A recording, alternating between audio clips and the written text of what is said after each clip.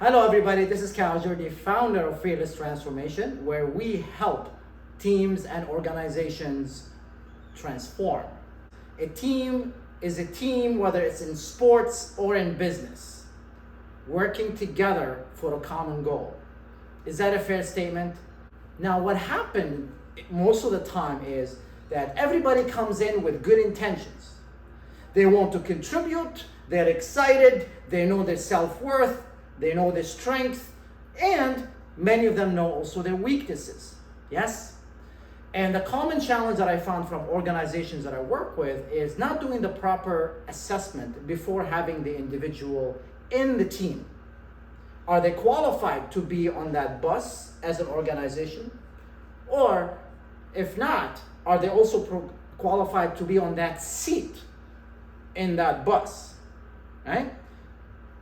And if the answer is yes to those, then the individual coming into the team will need to understand what are some of rules that he has to play the game with his teammates. Yes? Like any team sport, there are rules and there are consequences. Yes? And also there are goals, values that the group wants to get to, the organization wants to get to, the team wants to get to. Yes? So today, I'm going to start with the why, having what we call a team code of honor. And the name has been used out there. There's a really good book called Team Code of Honor, written by my friend Blair Singer, and I highly recommend you to read it. And in the book, he talks about the 3 steps to build an effective team code of honor. Yeah? But before we do that, why is it important? Just like in a team sport, if you take, let's say in soccer, you can't catch the ball with your hand. It's a foul. The game stops, the referee whistles, and he may even give you a red card, kick you out of the field if you grab it with your hands, right? So, what are the values? The values is they want to compete and they want to win. Fair? That's one of their values. And of course they want to have fun and they want to, contribute to maybe the community and to the bringing people together. All of these are separate. There could be values as well. However, one of the values is winning. Fair? Good. In order for us to win, what needs to be put in place? There are certain rules in order for us to learn how to communicate with one another and how to be able to play the game. Yeah? So you got the referee, you got who's gonna be the judge, the last say has to be to the referee, you got the sidelines, the boundaries of the field, yes? And you got also some rules. One of them is you can't touch the ball with the hand. The same goes for traffic. For example, in traffic, you got also rules and there are consequences. You speed, you got a ticket. And what is the value that they are promoting? It's safety of transportation. Yes? The same thing goes with working in a team, whether it's a sports team, whether it's in business. Yeah? A team is a team. There are people coming together towards a unified goal. All right? Now, what happened is people come in with all these good intentions. They want to play. They want to have fun. They want to be, team players, and they want to do the best. They want to do it. They want to work hard towards it. And what happens when they come into the teams at times, if they're not the rightly qualified up front, and the culture of the organization is not clearly also defined up front, then that's where there could be a mismatch. Okay, that's where you hear, you got the wrong person on board, and now you're gonna have to worry about managing them out of the organization, which at times could be, it is costly, and time is more worth than money. You can't pay money for time. So, why do we need the code of honor? Because 2 things. One is when people are coming together and there's no rules defined, what happens is we tend to make our own rules. Yes, when people, they don't have rules set, they just make their own rules on the way. They have to figure it out. It's a survival of the fittest.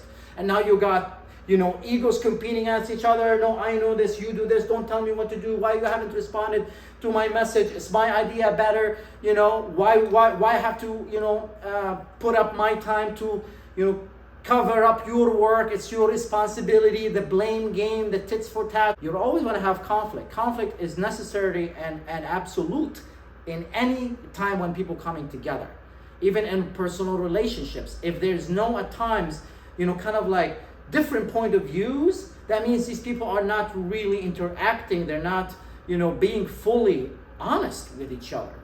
And for a team to succeed, whether it's groups of 2 or groups of 100, you got to be able to have honesty and transparency with each other. And if you find that sometimes managers and leaders, they may not be walking the talk, and that is a problem that I find at times in some teams that I start working with, where the staff looking up to their leaders, and if my leaders are not implementing what they are telling us, and what to do and how to behave or how to respond to whatever, then they cannot hold me accountable for it. One, there's the credibility goes completely down the drain. There's no credibility, so you won't be able to hold you people accountable if you are not walking the talk.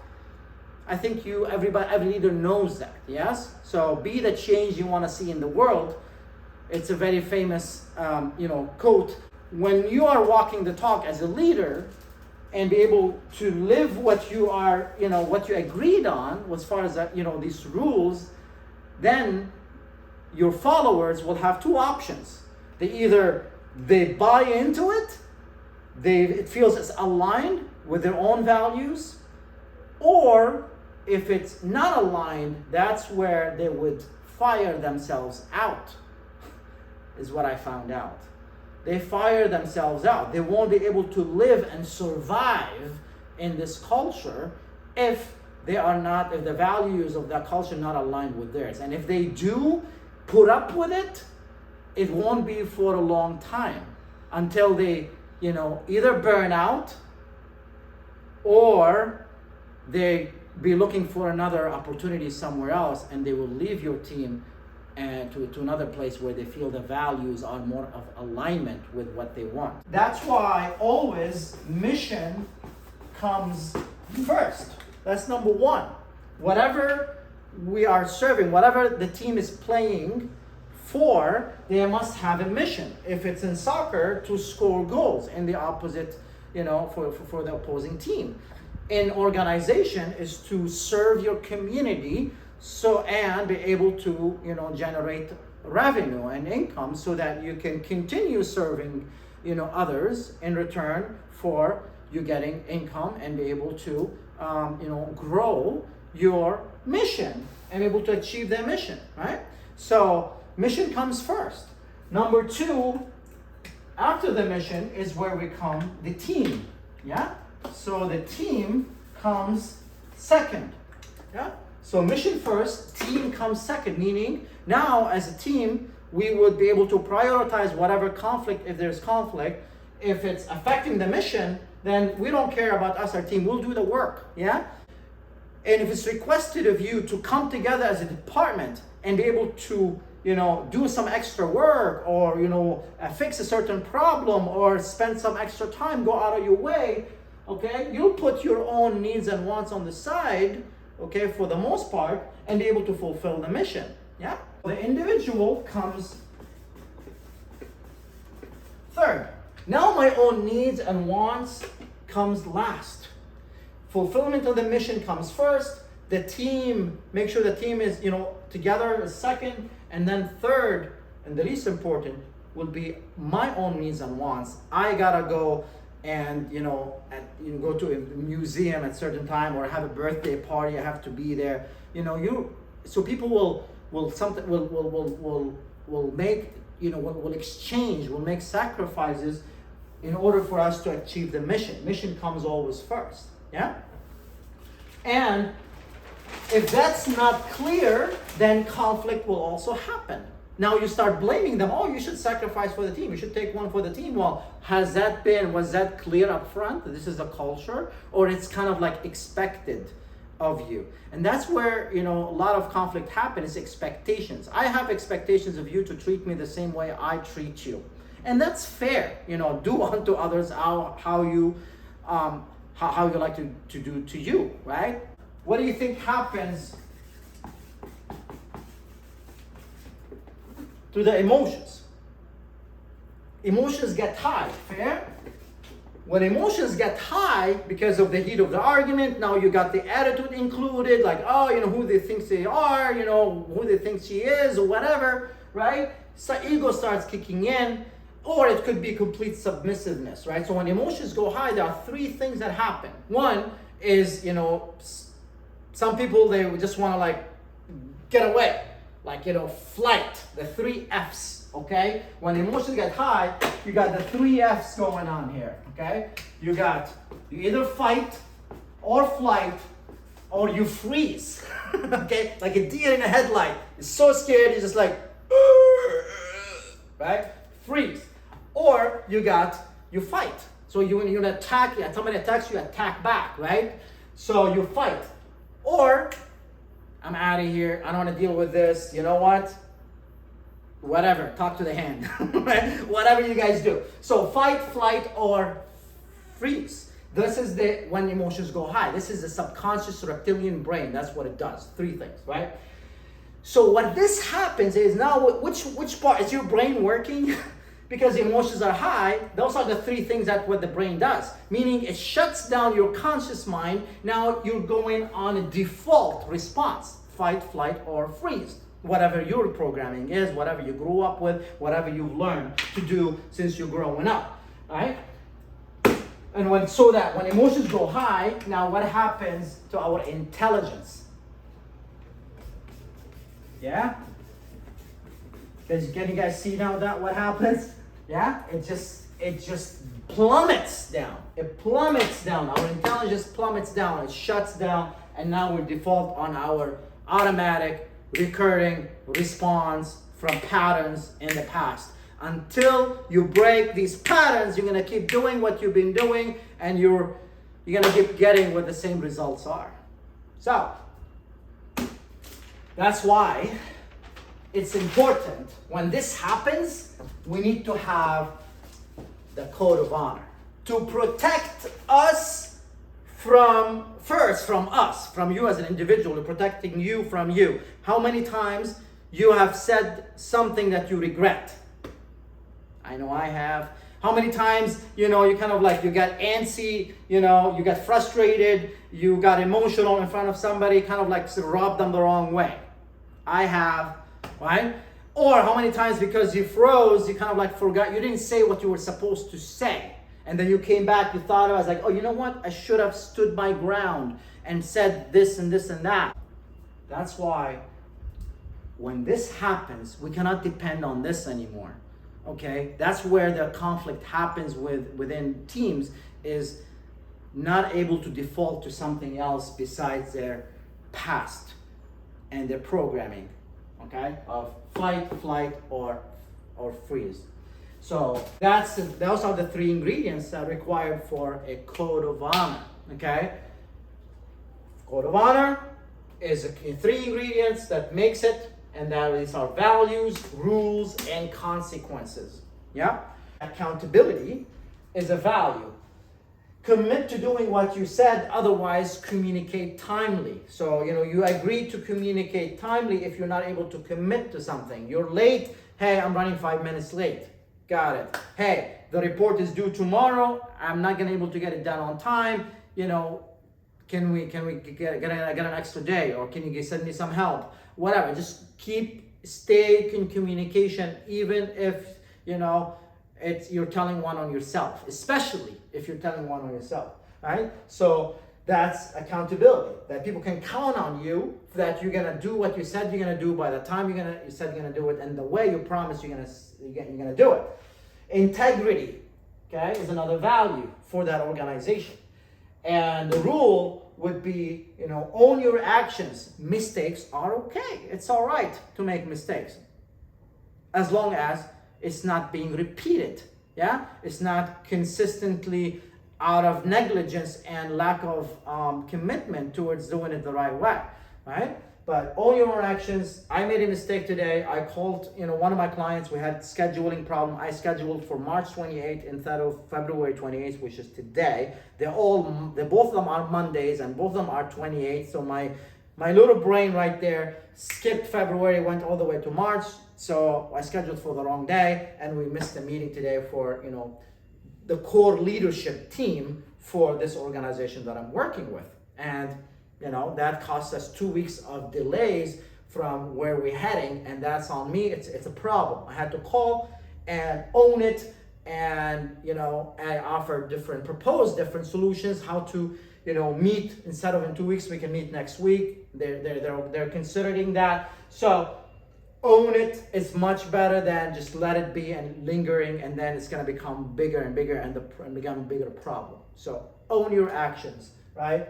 Mistakes are okay. If we don't make mistakes, we don't learn. So now I'm hiring an assistant so that she can take care of all that scheduling, issues as the business is growing and whatnot. So it's hard to find one. If you know someone, please send them my way. The resume, happy to interview them. Respect is a value. Rules to protect respect is acknowledge their point of view and demonstrate positive gestures, right? So what does that mean? Basically it's empathy. That's specific. Again, that summarized with one word is empathy. Okay, we respect someone, being able to understand where they're coming from, their point of view. Okay, respect their point of view, even if you're not aligned with it, but at minimum, respect. I've heard, we can go and, that's a different video for another time, but is respect earned or is it given? Okay, and a lot of people, I get different arguments there, but something for you to think about. Respect, is it earned or is it given? All right. Punctuality, all right, be on time. That kind of also ties into respect, right? Because you're respecting someone else's time. Be on time and prepared. Respond within 48 hours, right? So that's showing up when you said you're gonna show what you show up. So now I can count on you that you're gonna take your role, and when the ball comes your way, you're gonna be able to, serve the mission, right? Which is scoring, right? For you, for your organization, for Albuquerque, is being able to, provide self-sufficiency for low-income folks living in the Albuquerque city of Albuquerque in New Mexico. So that is their mission, is to provide housing for low-income people to help them become self-sufficient, right? It's a big game that they're playing. It's a big mission. So if I am counting on someone, on Matt, or I'm counting on Brian to show up to this event where we're helping, where we're promoting, these programs that we have, and they're showing up 30 minutes late, their laptop not with them, or the projector is not working, or they forgot the clicker or whatever, and now they're gonna have to figure out a way more to overcome that obstacle. It's hindering the mission. So punctuality is not just be on time and ready to roll, like being prepared, showing up prepared to what you're up to and what you're doing. Okay, teamwork. Another one is, this is the value of teamwork. Teamwork, the rules to protect teamwork is support each other towards a common goal, right? So I think this all says it all. If I'm going to play my own game to get my own raise, or to get thinking of my own agenda, and who cares about the team? I gotta think of me. I gotta climb up the ladder. I gotta do it whatever way. You're able to do that, but you're always going. The ladder is not gonna go that high with that way of thinking and way of being, and how in stepping over others, right? So when you are when you're serving others, now others gonna want to serve you. They want to give back. There's a law of reciprocation that goes on in people when they talk, when they communicate with one another, right? There's a law of reciprocation. I do something nice, you do something nice. I invite you to my birthday. You send a card on holidays. I'll send you a card back. It's kind of like a law of reciprocation. You apologize, I'll apologize. Kind of like a law of reciprocation that takes place. So that's why it's important to have that teamwork. When you help others, then others will help you when you're in a jam. Okay, and otherwise, if you don't, then guess what? When you're in a jam, people they may not be as inclined to help you and stand by you when you need them. So think long term. It's an investment. It's an emotional deposit, like you're putting it with someone. Okay, it's like Zig Ziglar, I think, talks about that emotional deposit thing, where you do something good. It's like you're emotionally depositing something in their bank account with them, and now it's kind of like, it's not like you're counting, but it's something that you do. It's a positive. It's value giving. And if it doesn't come from them, that's okay. It will come from somewhere else. It's just the way you're thinking, right? That's what matters. It's not expectation. Like if I do something for you, you want to do something back. No, you want to do it because you want to do it. You want to help. Be a team player. Serve the mission comes first, right? And then, people will help you back when you need them. Communication, right? This is the value. Actively listen and respond with empathy and compassion. Yeah.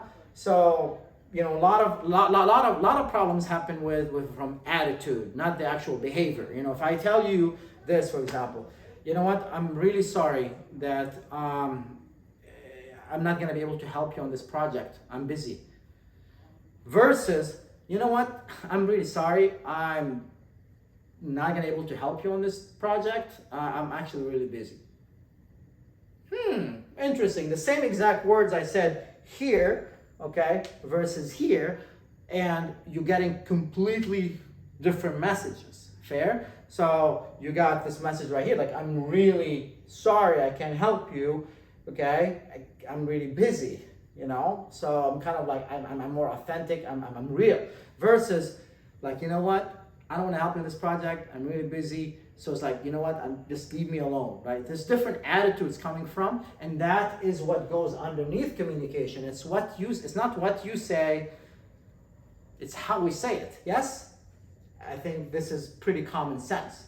So that's why it's important to have the positive gesture, because we learned that body language is more than half of communication.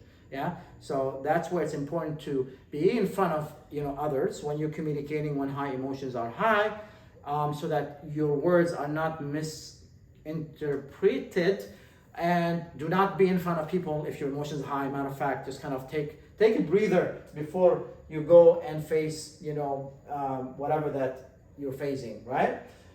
Growth is a value. Rule to protect growth is empower teammates with feedback.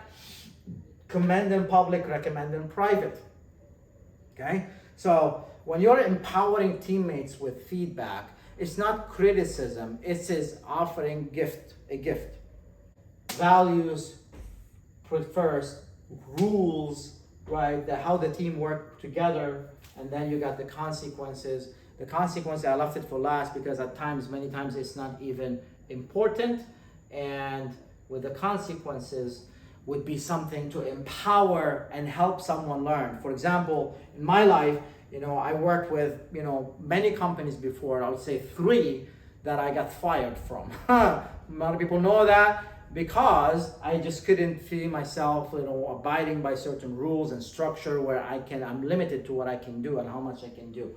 So I always wanted to be free to do what I want, when I want, as long as it's legal and ethical and bringing value to people, which I hope it is doing here right now. So the consequences are a constructive way to help people learn from their mistakes, okay? So it could be an example of that. If anything of these broken, let's just pick one of them, let's say. Own your actions, mistakes are okay. If you don't own your action and you blame it and you're not taking responsibility for where your mistake has been, once that's sorted out, you gotta be able to, for example, let's say an example would be, you gotta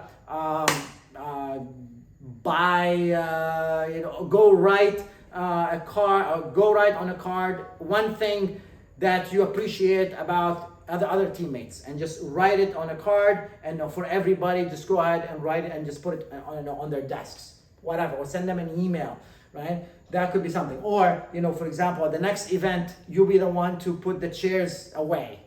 Just making things up, right? So have it to be anchored that it's for the best of you and best for the team, a consequence that's going to help them grow. Maybe teach them humility, maybe teach them service, maybe teach them gratitude, maybe teach them teamwork, right? Whatever that is, it's make it constructive, right? So have them to go stand in the corner is not something that obviously is going to help them grow. That's going to diminish their confidence. It's against empowering. It's disempowering. Okay, disempowering. You don't want disempowering. You want to empower them to grow and learn from their mistakes, isn't it? So consequences will be just that. So I invite you to go through these examples, and if you don't have your own, make your own. And I'm gonna you got the sequence very straightforward. Start with, are the values important to you as a person? Maybe in your relationship, for example, if you're on a relationship or you're starting a relationship, would it make sense to have a code of honor, right, with your partner?